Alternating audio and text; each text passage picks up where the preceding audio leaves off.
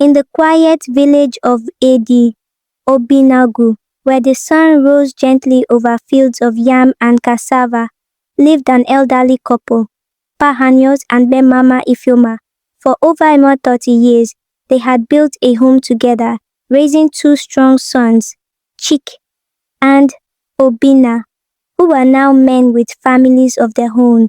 Their marriage had not been perfect, but it had endured, and the villagers respected them for their unity and resilience.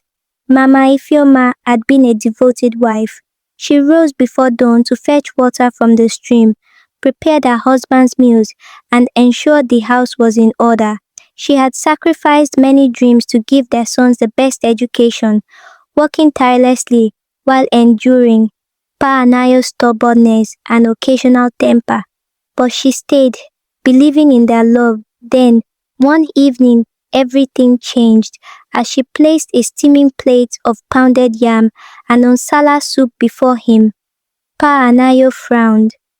"I am tired of this food," he muttered. Mama Ifeoma looked at him, surprised. "But this is your favorite," Pa Anayo sighed. "You don't understand. I need change. I need freshness." Days later, he dropped the bombshell. "I want to take another wife," he announced over dinner. Mama Ifeoma's spoon froze in midair. "What did you say?"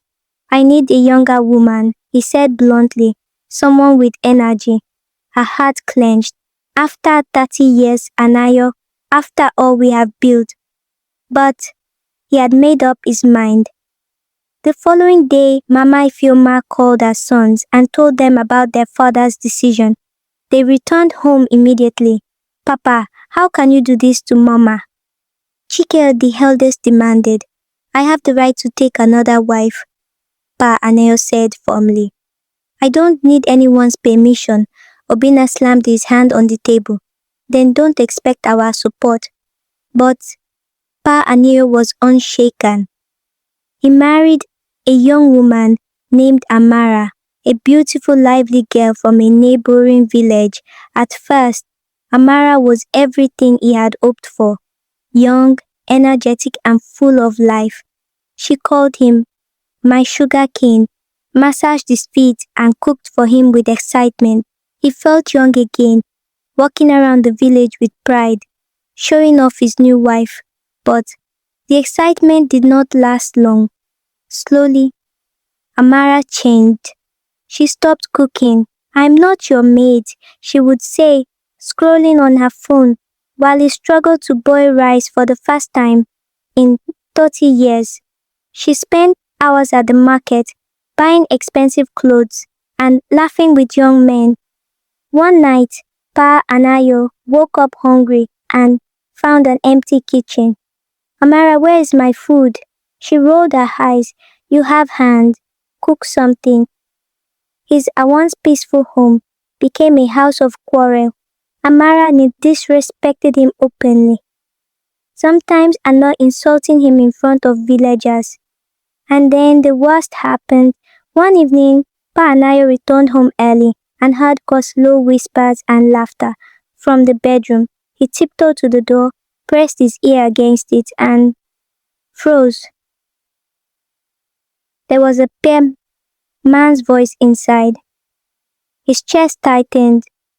Slowly, he pushed the door open. There was Amara, half-dressed, in another man's arms. For a moment, he couldn't breathe. "Amara!" he thundered.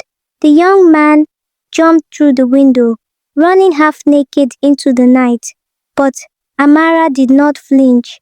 She adjusted her wrapper lazily and sighed. "Oh man, why are you shouting?" His hand shook.